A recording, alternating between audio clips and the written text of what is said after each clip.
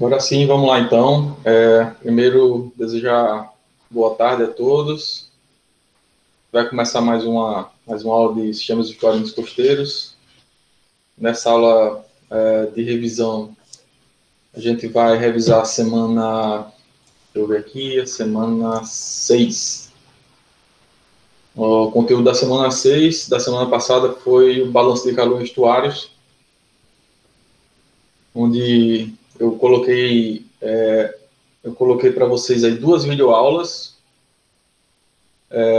mostrando aí como é que a gente pode fazer uma formulação matemática muito eficiente para determinar a temperatura da água em estuários, através do balanço de calor. Então, a formulação do balanço de calor consiste em representar de forma adequada os processos, tanto de fluxo de calor na entrada e saída de rios afluentes, né? Ou na embocadura. Então, eu tenho rios afluentes, embocadura, e nessas seções existe, né, troca de massa de água, e essa massa de água ela possui calor, tá? O calor é uma propriedade extensiva que depende da massa.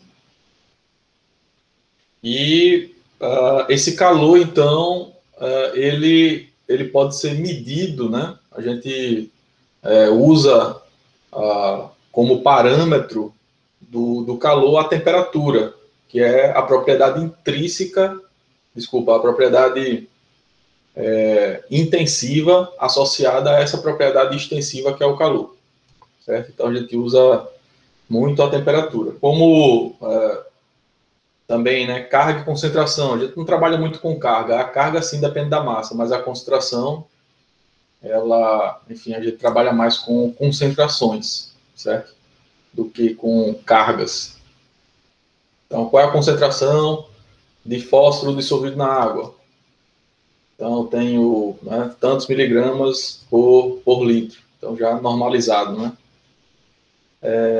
Enquanto a carga, não. A carga, ela requer a massa do escoamento, né? Quanto de massa que está entrando por uma unidade de tempo, né? Naquela seção transversal. Então, a gente trabalha muito mais com propriedades extensivas, não é diferente com a temperatura. A propriedade intensiva, ela é a nossa referência, é o que a gente consegue facilmente medir, né, a temperatura com equipamentos, com termômetros, né, até termômetros simples a gente consegue medir a temperatura da água, e é o que a gente utiliza, então, para fazer a avaliação do estado térmico, né, do estado térmico tanto no espaço como no tempo em estuários. A temperatura é um parâmetro muito importante, né, para o ecossistema, uma vez que a temperatura ela controla praticamente todos os processos ambientais que estão acontecendo, né, no estuário, seja processos físicos, químicos ou biológicos. Então, praticamente todos eles são dependentes da temperatura, de forma direta ou de maneira indireta. A maioria dos processos de forma direta. Então, tem uma importância muito grande em estudar esses padrões térmicos em estuários, tanto no espaço como no tempo. E vocês acho que concordam, e a complexidade é gigantesca, né, em função da dinâmica mesmo de circulação da água em estuários. Você tem uma dinâmica muito grande, né? Então, variações dentro do ciclo de maré, variações dentro da semana, dentro do mês, ao longo do ano. Então, você tem variações assim de na escala de curto, médio e longo prazo, de temperatura, onde a gente precisa avaliar, né, essa dinâmica de forma adequada para entender também o que está acontecendo também com outros processos ambientais, com outras variáveis ambientais. Então, é muito importante o domínio, né, da avaliação da temperatura. Muitas vezes a gente só pensa em avaliar a temperatura medindo, indo para campo, e aí eu apresentei para vocês uma maneira de fazer uma estimativa da temperatura, e essa estimativa, já vou adiantar para vocês, ela é muito eficiente. E, geralmente, essa aproximação, ela garante um grau de correspondência em torno aí de 80% a 95%, o grau de correspondência dessa formulação matemática com os dados observados. Se você consegue, né, ter, né, principalmente os dados de entrada que você precisa para avaliar a dinâmica dentro do estuário, basicamente o conhecimento do que está acontecendo em termos de fluxo de calor no entorno, né, onde você tem os rios afluentes, onde você tem a embocadura, então vai ter os fluxos lá, o controle de fluxo, né, nesses contornos, e também o fluxo na interface água-atmosfera. Então, na superfície da água, eu vou ter um fluxo, uma troca de calor também, principalmente por radiação. Só que a gente viu na aula que não é só a radiação que controla esse fluxo de calor na superfície. Então, tem termos que dependem da radiação, tem termos que não dependem da radiação, e independente da radiação vai ter troca de calor. Por exemplo, à noite, onde não existe radiação solar, nem radiação de onda curta, nem de onda longa, você vai ter uma perda de calor, da coluna d'água para a atmosfera, em função de processos, por exemplo, de condução, convecção, né, que é a diferença de temperatura entre a superfície da água e a atmosfera. Então, a depender só dessa diferença de temperatura, você vai ter fluxo de calor por condução ou convecção, e também os fluxos de evaporação ou de condensação, né? Evaporação, quando você perde calor, né, para a atmosfera, e condensação é o inverso. Então, é muito importante, né, saber desses processos e usar, quando for possível, essa técnica para avaliar a temperatura no estuário. Na semana anterior, eu mostrei para vocês o equacionamento da equação de transporte, tá? A equação de transporte de massa, onde eu demonstrei essa equação de forma genérica, a formulação matemática, onde a gente avaliou termos de transporte de massa, o termo de advecção, o termo de dispersão. E eu comentei que para cada substância a gente tem a diferença da aplicação de uma substância para outra, basicamente é um termo só, que é o termo de perdas e ganhos. E aí, voltando agora para a temperatura, a equação de transporte de massa pode ser aplicada para a temperatura também. Então, você está transportando, na verdade, o calor, né?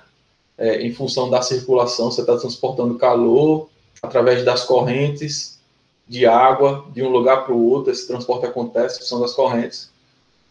E esse transporte vai fazer com que algumas regiões fiquem mais quentes, outras regiões fiquem mais frias, por conta também do transporte por causa da circulação. Então, é muito importante, ao avaliar a dinâmica térmica, né, os padrões, né, térmicos em um estuário, se a gente for usar o equacionamento matemático, é também muito importante fazer uma avaliação adequada da circulação, porque se eu pretendo avaliar como a temperatura está se modificando dentro do estuário, necessariamente eu preciso obter, né, saber conhecer os campos de velocidade, como é que está a circulação lá. Então, a hidrodinâmica, que foi na aula anterior, né, a equação de transporte de massa, então a gente mostrou a formulação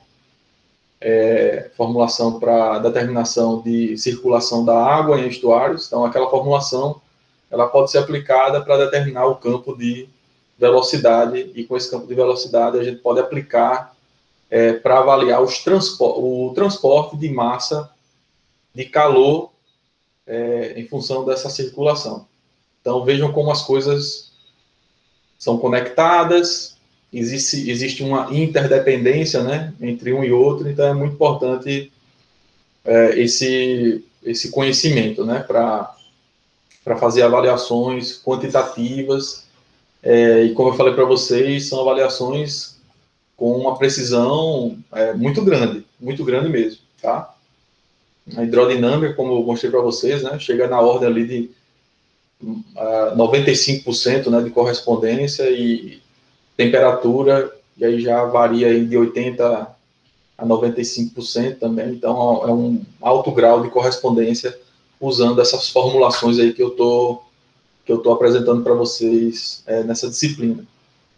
Então, vamos usar.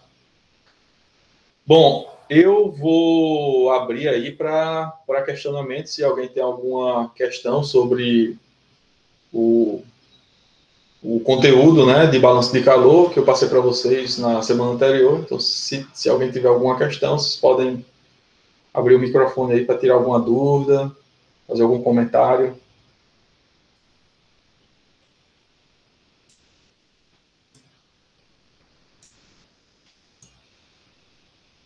Eu, infelizmente, não consegui nem assistir a aula ainda. Estava fazendo o trabalho que estava para entregar hoje ainda e não Sim. consegui. Certo. Tá. Assim, não deixe de, não tentem não fazer isso, porque essa metodologia metodologia de ensino é muito dependente do acompanhamento, né? Então, fica muito complicado vocês acompanharem aqui as aulas síncronas sem esse conhecimento que eu coloco lá nas videoaulas, né? Gravadas. Então, não deixem aí, se esforcem, tentem ver o vídeo numa hora aí onde vocês estão mais livres aí, mais suscetíveis a aprender, né, também. Isso é muito importante. Mas tranquilo, o trabalho, eu sei que foi puxado, né? O trabalho 2 é um trabalho de muito aprendizado, viu? Todo mundo que passa por esse trabalho fala que aprende bastante porque já trabalha com os dados reais. Começa a se ver como engenheiro trabalhando mesmo, né, com os dados, indo buscar lá no IBGE as informações, acessando o site, as informações, aplicando os modelos matemáticos, usando uma base real de hidrografia, com comprimentos, com vazões, tá? Então, isso, quer queira ou quer não, isso deixa a gente bem animado, assim, com relação enfim, a prática, né? A prática a gente consegue enxergar a gente trabalhando nesse aspecto aí já. Bom, alguém levantou a mão aí? Natasha. Fala. Professor, pelo que eu vi, assim, foi um problema geral da turma.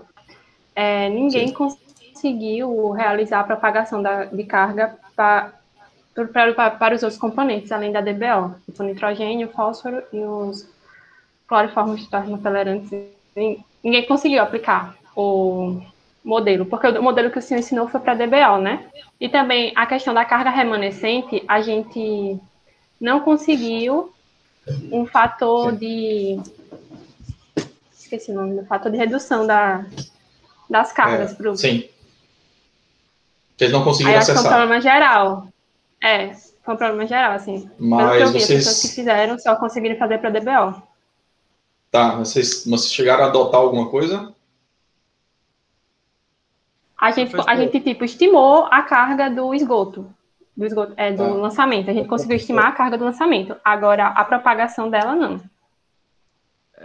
Uma coisa assim, eu até mandei um e-mail na quinta-feira e eu não tive um retorno, que foi justamente por questão dessa carga remanescente. Porque no livro do Von Sperling, ele dá uma tabela com as eficiências para determinado tipo de tratamento. Aí eu não tinha achado uma literatura ainda que desse os tipos de tratamento para cada município. Aí hoje a Natasha mandou uns dados que dá para extrair isso.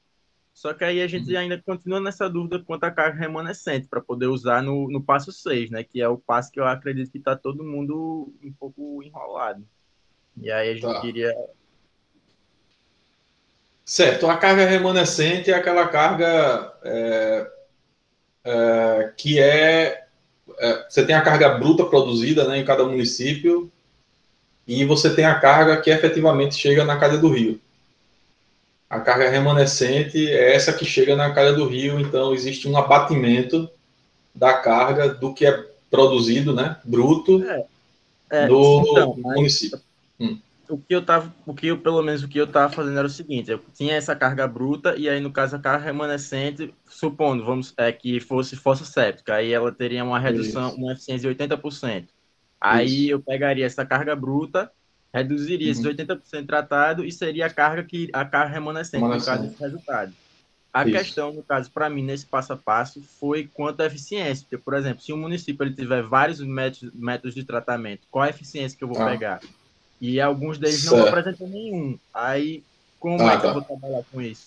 Quando ele não apresenta nenhum, provavelmente, mas eles falam lá que provavelmente que é fossa séptica, né?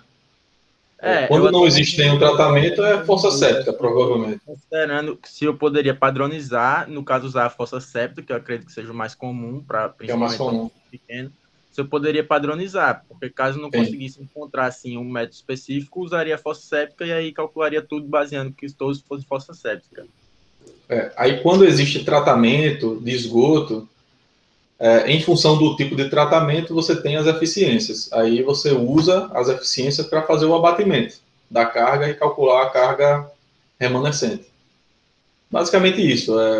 Você falou que na taxa achou uma tabela, né, no Von Spelling com a eficiência de tratamento pelos tipos de tratamento. Não, então, Então, essa tabela aí eu tinha visto, mas eu falo em tá, relação, por exemplo, aos municípios, a como cada município trata, assim, o tipo de tratamento para isso, cada município. Porque sim. ela achou um arquivo que fala, mas tipo, alguns eles apresentam vários tipos, alguns apresentam só um tipo, que aí é mais tranquilo, e Uhum. alguns não tem assim nenhum tipo. E aí fica difícil assim para qual considera Certo. assim, por exemplo, para uma que tenha 3 tipos de tratamento, qual a É, eficiência que você vai a considerar? eficiência, enfim, ele passa por 3 sistemas. Então, é como se você fosse passar assim por 3 reservatórios. Cada reservatório vai provocar um abatimento da carga.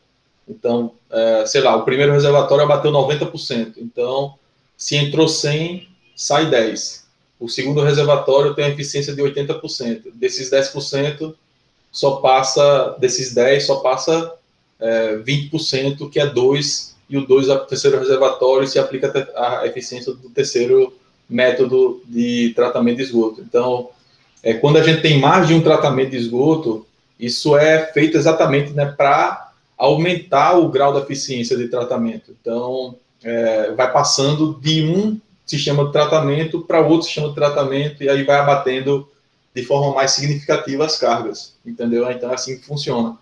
Então, para calcular a eficiência final, basta fazer a multiplicação das eficiências de tratamento de todos os sistemas presentes naquela ET. Então, sei lá, se um é 80%, 0,8, o outro é 90%, 0,9, e o outro é 80%, 0,8, então você multiplica 0,8 vezes 0,9 vezes 0,8, e aí você tem a eficiência final. E É aí, a no caso, se multiplicação. tiver um município que ele não informe o tipo de tratamento, eu posso considerar Aí que é é fossa fossa séptica. séptica. Fossa séptica. Beleza. Vocês comentaram agora que estão com dificuldade na propagação. Depois que a carga chega na cara do rio, vocês não estão conseguindo propagar? É isso? Além da DBO, não. A gente conseguiu criar o modelo para DBO, mas para os outros, não. Se vocês conseguiram montar o modelo para DBO, então para oxigênio também, né? Porque a DBO, o Sim, modelo de sim, para oxigênio Street dissolvido também. Phelps, de oxigênio dissolvido é Street Phelps, que é oxigênio dissolvido e DBO. Para coliformes termotolerantes, a equação é a mesma da DBO, é a mesma. A diferença é que o valor do coeficiente de decaimento ele é diferenciado para coliformes termotolerantes. Em geral, para coliformes termotolerantes, o coeficiente de decaimento é na ordem ali de 0,9, ou chega até ser 1,1, 1,2, né? Então, o abatimento é muito rápido. Para fósforo total, o decaimento ele não é tão grande assim. Em geral, o coeficiente é da ordem de 0,15%, 0,15, desculpa. E para nitrogênio também nessa faixa 0,10, 0,15. Então, são bem baixinhos, porque praticamente é o decaimento referente à degradação da matéria orgânica ou de sedimentação. Então, se considera taxas de decaimento muito pequenas para fósforo total e nitrogênio total. E para coliformes, não. Coliformes, vocês podem colocar um coeficiente de decaimento alto, né, em torno ali de 0,9, 1,1 também é bem aceitável. E esses coeficientes de decaimento também vocês podem achar lá no Von Spelling também, tá? Bom, mas a equação é a mesma da DBO. Então, se vocês conseguirem fazer para DBO, vocês vão conseguir também aplicar a mesma equação. O que muda é o coeficiente de decaimento e a variável, né? Ao invés de ser DBO, vai ser coliformes. Ao invés de ser DBO, vai ser fósforo total ou nitrogênio total. Mas a equação é a mesma. Bom, o trabalho tá para o prazo dele para ser entregue hoje, tá? Meia-noite. Se vocês quiserem, eu posso fazer a prorrogação de mais um dia, pode ser? Já que vocês estão ainda com dificuldade. Posso prorrogar por mais um dia para ser entregue amanhã? Pode ser para quinta, professor? Eu acho que vai começar a atrapalhar o outro trabalho que eu ia passar hoje na taxa. Pode ser amanhã, não? Vocês conseguem, não? Ou vão ter alguma coisa para amanhã, né? Porque eu nem sei. Tá bom, vamos lá. Essa semana que eu nem sei. Tá bom, vamos deixar para quinta-feira e aí... Mas eu já vou falar um pouquinho do terceiro trabalho hoje, né, que é referente ao balanço de calor, tá? Então, eu já vou compartilhar aqui a tela para que a gente entenda. Sim, doutor. Sobre a mesma forma de aplicação para DBO é para os outros componentes, mas daí a gente vai considerar também, só no lugar da DBO, colocar os outros parâmetros e continuar com o valor de OD, por exemplo, levar isso nas tabelas. Eu não entendi essa parte, sabe? Não. Aí você não tem interação entre nitrogênio total e OD. A interação é só DBO-OD. Esse é o modelo Street-Phelps, que é a interação entre essas duas variáveis. As outras variáveis não têm interação. Elas são calculadas. A equação é a mesma da DBO e não tem interação com oxigênio dissolvido, certo? Então, é bem simples. Então, no caso, a gente vai usar para o decaimento a fórmula do L. Só vai mudar... Ao invés do L, né, que é a DBO, vai ser coliformes fecais, ou nitrogênio total, ou fósforo total. É só trocar o L pela variável. O que vai mudar é o expoente do S, né? O coeficiente de decaimento. Se eu falo... Perfeito. Professor, eu ainda estou com uma dúvida em relação à determinação das áreas dos rios. Porque eu não achei nenhum local que desse um valor médio ou algo do tipo, e, para ser sincero, eu coloquei no meu trabalho uma coisa bem superficial. Peguei o comprimento de um trecho e considerei ele como um constante e uma profundidade aleatória. Eu realmente não sei como descobrir essa área da calha do rio. Certo. As vazões estão lá no shape no shapefile. E no dicionário ele coloca qual é a coluna correspondente à vazão. Então, eu não lembro decorado qual é a coluna, mas vocês vão trabalhar com a vazão de referência, como eu falei para vocês, a período de estiagem, e aí vocês vão trabalhar com a Q90. Então, vocês precisam só ver no dicionário que eu coloquei lá, qual é a coluna correspondente à Q90. E aí vocês vão pegar essa vazão. Essa parte eu consegui, professor. A Q90 eu consegui achar lá no Shapefile. Eu estou falando da área para descobrir a velocidade do escoamento. Porque a área da seção transversal. A área da seção transversal, perfeito. Muito bom. A área da seção transversal, uma possibilidade é a seguinte. Existem algumas fórmulas na literatura onde a gente pode, através da área de drenagem a montante, então, imagine o seguinte, você está num trecho de rio e lá naquele shapefile tem a área de drenagem a montante para cada trecho. E a área de drenagem de montante do trecho, ela é usada para o cálculo da área da seção, né? Tanto da largura do rio, como da profundidade do rio. Então, tem fórmulas que são chamadas na literatura, né?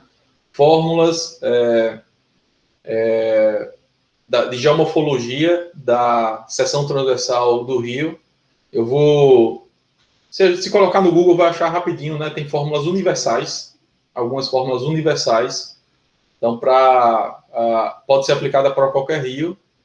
E essa fórmula também pode ser desenvolvida para cada bacia hidrográfica, né? Se a gente dispõe de estações fluviométricas ao longo da bacia hidrográfica, né, ao longo do rio, e em cada estação fluviométrica é monitorado a área da seção transversal e tem uma área de drenagem, então a gente consegue fazer uma relação, uma curva entre a área da seção transversal e a área de drenagem naquela seção. E a gente vai ter uma curva, ela é tipo uma exponencial. E aí, com essa curva, a gente pode obter, para qualquer área de drenagem, a gente pode obter qual é a área da seção transversal. Essa relação, ela também pode ser desenvolvida para largura e para altura. Então, a gente pode desenvolver isso considerando uma seção retangular, a gente pode fazer uma aproximação, né, de uma seção retangular e pode desenvolver essa equação para cada bacia hidrográfica, né, usando essa relação entre largura ou altura da calha do rio e área de drenagem. Mas, se vocês optarem por usar a fórmula universal, sem problemas, tá? Vocês podem usar a fórmula universal, calcular a largura e a profundidade da seção para dar uma área de drenagem. E aí eu passo para vocês essa equação para converter, porque realmente vocês vão precisar converter vazão em velocidade, porque na equação de Street-Phelps, ele trabalha com velocidade, e aí você precisa da área da seção transversal. Então, a observação foi muito boa. Eu esperava que essa observação ela tivesse sido até um pouco antes, né, semana passada aí, porque já foi aí na véspera, mas muito bom que vocês acharam, né, se depararam com esse problema e é comum, é isso aí. Mas é assim que a gente trata esse problema, usando equações universais de relação área de drenagem com a área de seção transversal. E eu passo para vocês, fiquem tranquilos. Professor, então você vai passar, né? Vou passar. Tá bem, obrigado. Professor, só não foi semana passada, porque semana passada a gente estava preso na questão da carga remanescente. Aí a gente ficou travado. Aí como tem que esperar uma semana para poder falar de novo com o senhor, aí ficou atrasado essa dúvida nossa. Tá. Certo. Vejam só, para não acontecer mais isso, porque eu também estou cheio de atividades aí durante a semana, e uma coisa para não acontecer mais isso que eu sugiro numa situação dessa, onde a gente pode ficar travado em função de carga remanescente, porque tem várias etapas do processo, o que é que eu faria? Eu consideraria uma carga, um abatimento constante, e depois eu conversaria, né, para tirar essa dúvida de como é que eu poderia melhorar isso e partiria para a próxima etapa. Porque se a gente fica travado e não desenvolve o trabalho, pode ter outra dificuldade lá na frente que a gente vai se deparar e aí vai precisar de mais uma semana, entendeu? Então, isso é muito ruim para o desenvolvimento do trabalho. Então, é importante tentar avançar o máximo no trabalho, tendo as dificuldades, tem essa limitação aqui, vou guardar e eu vou adotar essa simplificação, sabendo que eu preciso melhorar isso aqui, que eu posso melhorar isso aqui, vou avançar mais uma etapa. Chegou na próxima etapa, tem alguma dificuldade? Vou adotar aqui uma simplificação e vou avançando e vou tirando a minha dúvida, né, em conjunto, porque eu já tenho todas as etapas resolvidas e eu só vou aplicando ali melhorando, né, as limitações que eu fui aplicando ao longo de várias etapas. Então, isso é uma coisa que recomendo aí, porque senão vai acontecer isso, muito travar, e a gente vai ter que esperar uma semana para tirar essa dúvida. Então, não tentem seguir em frente. Pode falar, Henrique. Professor. O Henrique vai falar primeiro. Só para estar aproveitando que você falou da questão da vazão, só para confirmar uma coisa. Para a gente achar a carga bruta e a carga remanescente, que tem duas formas de você achar a carga, né? Pela contribuição per capita de cada parâmetro ou pela vazão doméstica, que é aquela forma, a vazão de esgoto doméstico, que tem aquela forma do QPC, né? Da cota de água, aquele 0,8 e a população sobre 1.000. Aí, eu queria saber se tem alguma diferença usar a carga por essas duas formas, ou se, assim, é para usar uma ou a outra, ou pode usar qualquer uma. Tanto faz. Agora é importante que você adote ali, deixe registrado qual foi a metodologia que você adotou para o cálculo das cargas. Tá? Agora, o mais comum é per capita. Eu a gente observa. Mas aí, como tinha como calcular a vazão, aí eu fiquei nessa dúvida aí. Mas só para confirmar. Tá? Mais comum é usar per capita mesmo. Professor, é só uma observação sobre esse trabalho, né?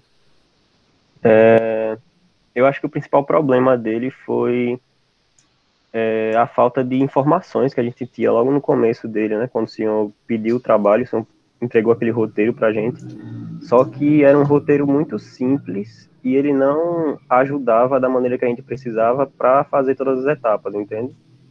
Então, toda a etapa que aparecia, por mais simples que fosse, assim, no seu entendimento, né, porque o senhor já trabalha com isso, já sabe como é que tudo funciona, por mais simples que fosse e que parecesse, para a gente não é, porque a gente não sabe onde achar as informações.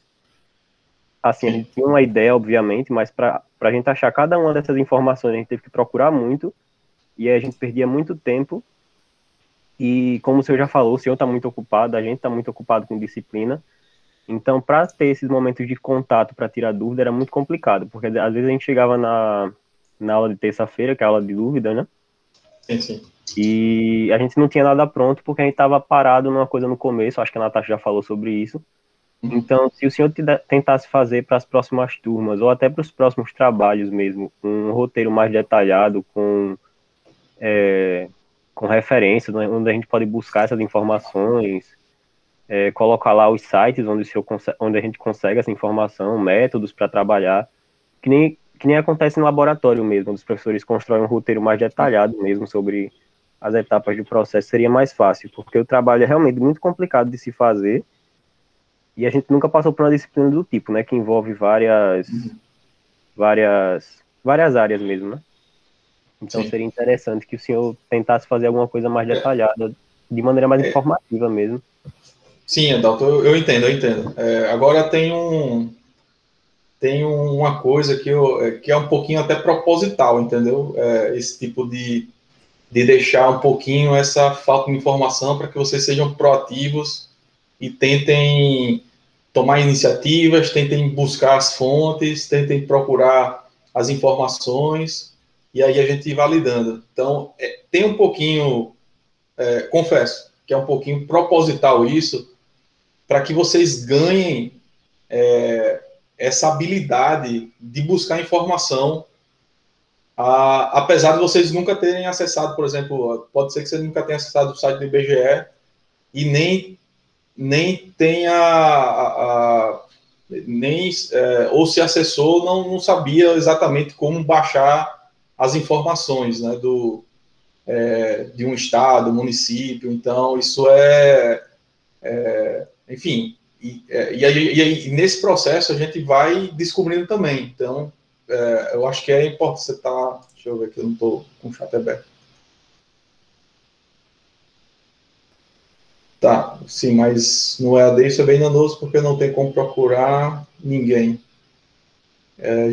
Com a gente trabalhando na base do desespero. Não entendo. Eu entendo que no EAD fica mais complicado também, né? No presencial a gente vai lá na sala do professor ou encontra no corredor e aí tira a dúvida rapidinho. Não, isso aqui, como é que a gente consegue baixar essa informação ou essa? Eu compreendo. No EAD realmente é mais complicado. Mas, assim, o que eu estou querendo falar para vocês que é também um pouquinho pensado essa falta de informação para que vocês desenvolvam essa habilidade, porque é uma coisa que vocês vão se deparar muito, né, de buscar, de procurar, de não ter uma informação, de tomar a iniciativa, de adotar uma informação aqui limitada para continuar o processo e depois, quando você tiver acesso a alguma consulta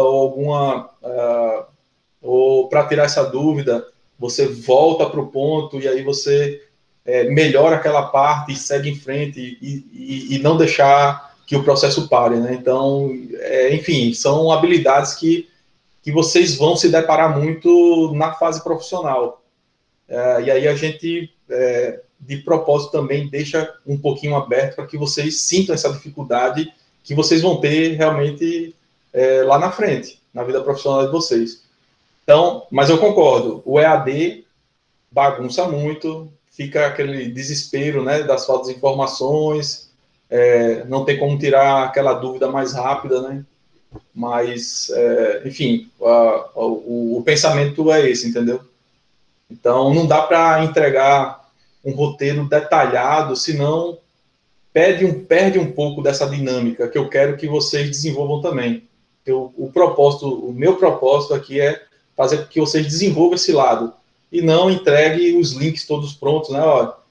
Para acessar o IBGE, tu vai nesse link, entra aqui nesse caminho, baixa esse... Não é isso que eu quero, não é isso que eu estou procurando de vocês. Eu quero que vocês desenvolvam além disso, né? Soltei algumas dicas. O livro do Von Spellen, esse livro aqui tem essas informações, então não falei que página era, não falei que tabela era, então é procurar, ver qual é o assunto, ver se acha a tabela, procurar na internet, né, referências, então tem tem esse propósito, entendeu? O trabalho tem esse propósito, de tentar fazer com que vocês desenvolvam, né, essas habilidades. Beleza. Como é que é? Deixa eu ver aqui.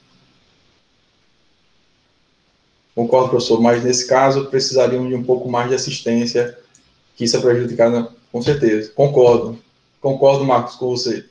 Precisa sim de mais assistência, mas infelizmente a gente está nessa situação, né? E eu sei que isso pode limitar até um pouco a qualidade do trabalho. Eu estou consciente disso. O EAD pode limitar a qualidade dos trabalhos que eu vou receber. Mas tentem fazer o que eu estou... as minhas recomendações aqui, as minhas orientações, de tentar não travar o processo, né? Tentar continuar, seguir as etapas, se não acho dado, simplifica aqui com a limitação e segue em frente. E aí tenta aproveitar, a gente tem 2 semanas para cada trabalho, e na semana seguinte a gente tem que tirar todas as dúvidas, né? Então não pode deixar a dúvida para exatamente no dia da entrega do trabalho. Então, eu acho que é bem estratégico e bem interessante a dinâmica que a gente está fazendo, porque a gente tem uma oportunidade de tirar essas dúvidas. Então, só que para tirar essas dúvidas, a gente precisa passar pelas etapas do trabalho. Porque cada etapa tem a sua dificuldade, geram as suas dúvidas. Então, se vocês fizerem isso que eu estou sugerindo para vocês, vocês vão ver que vai ser muito mais produtivo, vai ser muito mais eficiente, vocês não vão ter essa dificuldade que vocês tiveram no trabalho 2. Esse trabalho 3 também tem um pouquinho, né, do trabalho 2, mas não tem essa dificuldade tão grande, né, de ir atrás dos dados. Esse trabalho de cargas realmente é o que requer essa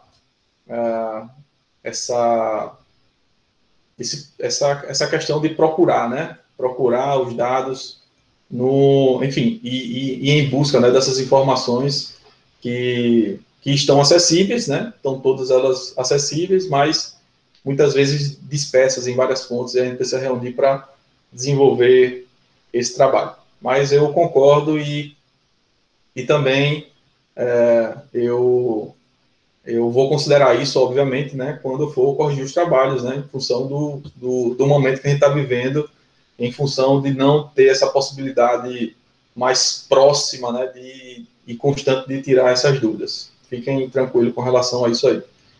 Mas não é para abaixar a guarda, não, né? Vamos desenvolver o trabalho. Quinta-feira a gente prorroga, então, para quinta-feira, já que penso eu que todas as dúvidas aí estão dirimidas e com isso aí vocês vão conseguir fazer bem, com o meu comprometimento de deixar disponível para vocês a equação da relação geomorfológica entre área de drenagem e largura e profundidade de uma seção transversal. Isso aí eu vou deixar disponível para vocês. Muito bem, deixa eu finalizar essa aula. Não sei se alguém quer comentar mais alguma coisa, mas eu vou compartilhar aqui já. Professor. Sim, pode falar. Oi, Gabriel, Com relação à nota, esse trabalho, como é que vai ser feita a B1? Porque eu estou bem apertada e provavelmente eu não consiga terminar esse trabalho, que vou ter que optar entre esse e outro para essa semana. Aí eu queria saber como que ficaria a minha nota se eu não conseguir entregar. Olha, eu não sei exatamente o peso de cor, entendeu? De cada trabalho. Tá lá no programa. Se você for lá no Moodle, baixar o programa da disciplina, você vai ver qual o peso de cada trabalho. E aí você pode decidir, não vou fazer isso não, porque esse aqui tem um peso pequeno. Mas não recomendo não, porque como esses dois trabalhos aí, só existem 2 trabalhos para compor a primeira B1, se tu deixa de fazer um trabalho, vai penalizar muito a nota da B1.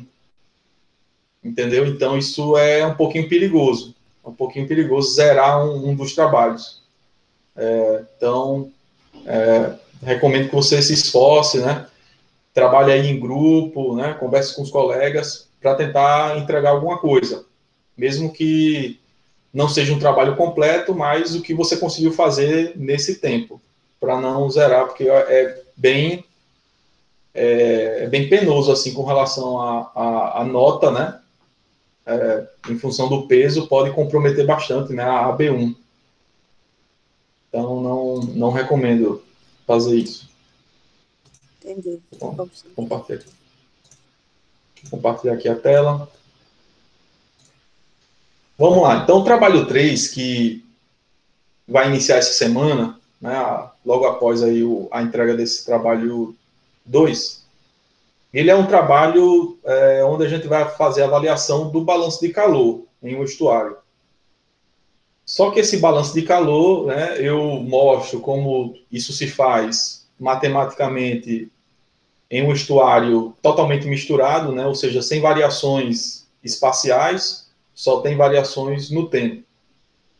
E aí, com essa aproximação, desprezando os processos de advecção e de dispersão, a gente pode, então, fazer uma avaliação da temperatura na superfície da água do estuário ao longo do tempo. E esse tempo, ele pode ser definido, né, em função dos nossos propósitos.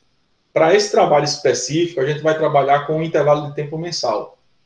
Então, a gente quer obter, né, como é que essa variação mensal da temperatura da água. Como é que a temperatura média da água em janeiro, temperatura da água média em fevereiro e assim por diante, só baseado no balanço de calor no entorno do estuário. Então, no trabalho, a gente traz informações sobre o balanço, né, os fluxos de calor nos rios afluentes, tá? Os rios afluentes. Então, aqui eu tenho a vazão do rio e também eu tenho na embocadura aqui, né, a vazão. Então, com essas vazões, a gente consegue determinar o fluxo de calor, né? Se a gente tem as temperaturas aqui, ele deu aqui a temperatura do rio afluente, ele deu 20 graus. Tá? Então, dá para calcular a temperatura, dá para calcular o fluxo de calor, né? Com essas informações. E outras informações são as médias meteorológicas para cada mês. Tá? Então, a gente tem aqui as médias meteorológicas nessa tabela para cada mês. Então, a gente tem radiação, temperatura do ar, temperatura do ponto de orvalho e velocidade do vento. Então, a gente só precisa dessas 4 variáveis meteorológicas, são médias mensais, tá? E com essas informações a gente consegue calcular o fluxo de calor na interface água-atmosfera. Então, baseado em informações meteorológicas da atmosfera. Então, já tem radiação, temperatura do ar, temperatura do ponto de orvalho, não sei se vocês sabem o que é, mas eu explico também no vídeo, né? A temperatura do ponto de orvalho é a temperatura onde vai ocorrer a condensação, que é a passagem do vapor de água para líquido, né? Então, a gente começa a enxergar gotículas de água nas folhas, ou em alguma superfície ali. Então, quando a temperatura do ar ela atinge a temperatura do ponto de orvalho, começa a acontecer o processo de condensação. Então, aqui nessa tabela, ele apresenta aqui o balanço médio, tá? De calor, a temperatura do ponto de orvalho média para cada mês, e essas outras informações podem ser utilizadas aí para o balanço na superfície, né? Na superfície da água. Então, o que é que vai acontecer no final, né? A gente vai ter a equação do balanço de calor no sistema, vocês vão usar essa equação aqui, certo? Então, tem uma variação, esse termo aqui representa a variação de calor no tempo. Os termos de advecção e dispersão a gente vai desprezar, a gente só vai avaliar como é que a temperatura está variando no tempo, não vai fazer a avaliação de como é que essa temperatura está variando dentro do estuário, no espaço. A gente vai ter um termo relacionado aqui ao fluxo de calor nas entradas. Então, quais são as entradas? Os rios afluentes e uma vazão na embocadura, que é a vazão enchente. A vazão de maré enchente é aquela vazão onde eu tenho uma entrada de água e, consequentemente, de calor. E eu tenho também um termo referente a um fluxo de calor de saída. Esse fluxo de calor de saída é referente, então, à vazão de uma maré vazante, ou seja, aquela massa de água que transporta calor também, né, que sai do estuário para o oceano. E esse termo é exatamente o termo de trocas, as trocas de calor na superfície da água. Então, é exatamente na interface à água. Na interface à água, eu vou ter esse termo aqui, né, onde eu tenho aqui a área do espelho d'água e o J, que é o fluxo de calor na superfície. Onde esse J aqui, ele é uma composição de 5 termos, né? Então, tem um termo de radiação solar de onda curta, termo de radiação solar de onda longa, o termo de radiação de onda longa da água, condução e evaporação. Então, com essa combinação, usando os dados meteorológicos, a gente pode calcular o J para cada mês, né? O J para cada mês aqui, a gente pode calcular um J para cada mês, e aí obter, então, o fluxo mensal de calor que está acontecendo na superfície da água. Essa equação aqui, ela pode ser, esse DT aqui, o DT maiúsculo, o T maiúsculo é a temperatura, e o T minúsculo é o tempo. Eu posso isolar ele aqui, né, e dividir todo mundo aqui pela massa e o calor específico, vai ficar essa equação mais simples aqui, tá? Então, vocês podem trabalhar ou com essa equação, ou com essa equação aqui, que está isolado aqui o DT, DTzinho aqui, que é o tempo, né? e fica mais curto aqui, mais simples também de trabalhar. Então, basicamente é isso, é um trabalho onde a gente vai usar essa tabela, onde tem as informações meteorológicas, para o cálculo do J, que é o fluxo de calor, o J mensal, vocês vão calcular isso a cada mês, e no final vocês vão ter, então, a temperatura da água, né? Então, o que é que eu espero aqui, viu, pessoal? Já vou dizer aqui, o que é que eu vou esperar? Vejam só, eu vou colocar aqui um eixo, né? Aqui o tempo e aqui a temperatura. Vamos começar com a temperatura do ar.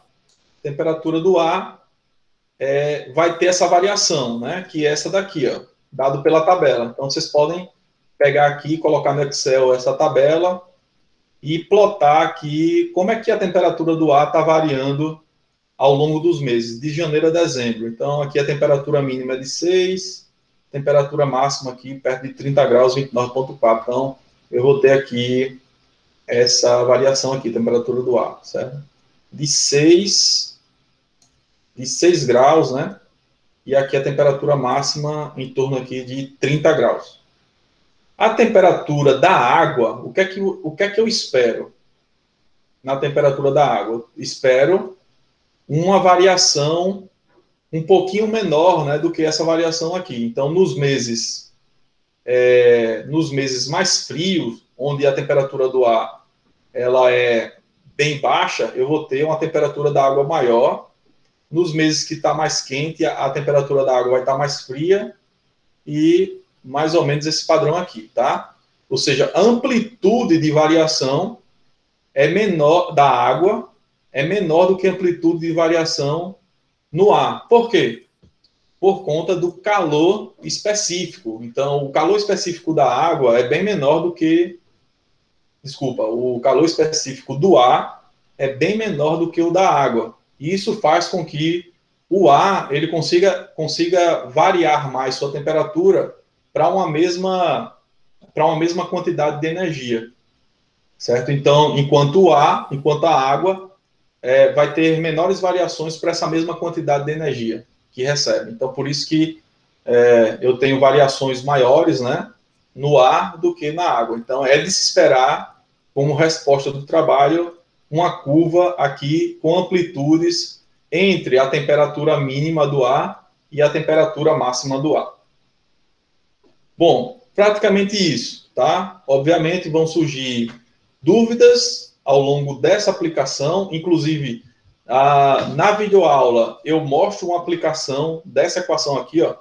Eu mostro uma aplicação dessa equação, como é que a gente resolve e determina a temperatura da água, tá?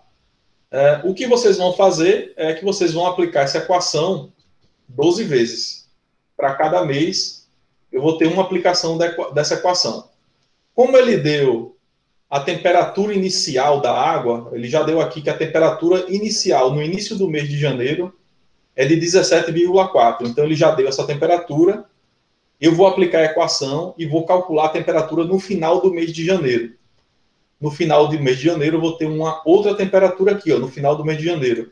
Ele deu essa no começo do mês. Ele já deu essa no começo.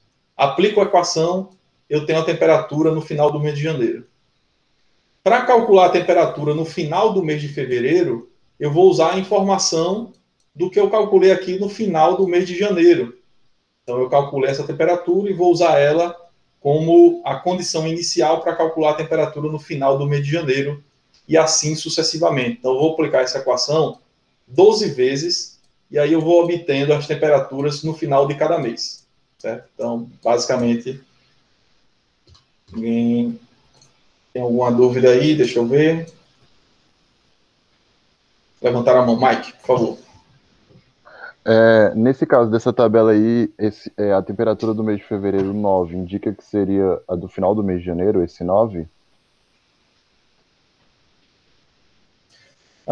Não, isso aqui é uma temperatura média, tá? Temperatura média. Agora, na temperatura, aqui, quando vocês aplicaram a equação do balanço de calor para o cálculo da temperatura da água, aí vocês vão aplicar nesse intervalo aqui, ó, nesse intervalo, que é do início do mês para o final do mês. E aí vocês vão considerar essas condições médias para a aplicação da fórmula, e daí vocês vão obter a temperatura no final do mês da água, tá? Então, na verdade, o que a gente está vendo aqui na tabela são valores médios, né, de cada mês. Certo? Entendeu aí, Mike? Eu acho que sim. Perfeito. Muito bem, vamos lá. Alguém tem mais alguma dúvida? Professor, tenho só mais uma dúvida. É sobre o trabalho ainda, mas é besteira, assim. É só para... Eu queria saber qual o oxigênio saturado que eu devo considerar. Tá. O oxigênio saturado, ele pode ser obtido... tem algumas equaçõezinhas, né, que vocês podem usar para obter a temperatura de oxigênio saturado de acordo com a temperatura, tá? Temperatura. Bom, aí você diz, professor, não tem a temperatura. Beleza. Vocês podem adotar uma temperatura padrão, né? Por exemplo, uma temperatura de referência de 20 graus e calcular a concentração de saturação de oxigênio na água para uma temperatura de referência, uma vez que não foi fornecido para vocês o valor da temperatura da água no rio, né, em cada seção transversal. Se a gente tivesse a temperatura da água, ou medida, ou até estimada, né, por essa formulação que estou mostrando para vocês, a gente poderia até calcular, né, essa concentração de saturação de oxigênio na água, né, de forma dinâmica, né, de forma onde eu ia conseguir calcular, né, essa concentração em cada trecho, para cada intervalo de tempo, mas não é o caso, então vocês vão usar uma temperatura de referência, adotem 20 graus, e para essa temperatura de referência calculem a concentração de saturação do oxigênio na água, para a realização do trabalho. Certo. Obrigada, professor. Beleza. Alguém mais quer falar alguma coisa? Tem alguma dúvida sobre esse trabalho específico? É isso. Vamos tentar começar a fazer esse trabalho, ver as dificuldades, porque é o seguinte, nesse caso específico, eu estou fornecendo para vocês a tabela, tá? Eu até poderia dificultar aqui a situação de vocês e dizer, não, cada um vai ter uma estação meteorológica e vocês vão calcular a média de cada estação aí por mês, e a partir dessas médias vocês vão fazer o trabalho. Vocês vão preencher essa tabela, porque cada um vai ter uma estação meteorológica. Eu não vou fazer isso. Eu vou considerar que todo mundo tem a mesma tabelinha, e aí a gente vai trocando figurinhas aí sobre dúvidas sobre a aplicação desse trabalho. Beleza? Tranquilo? Tudo bem, então eu vou interromper a gravação.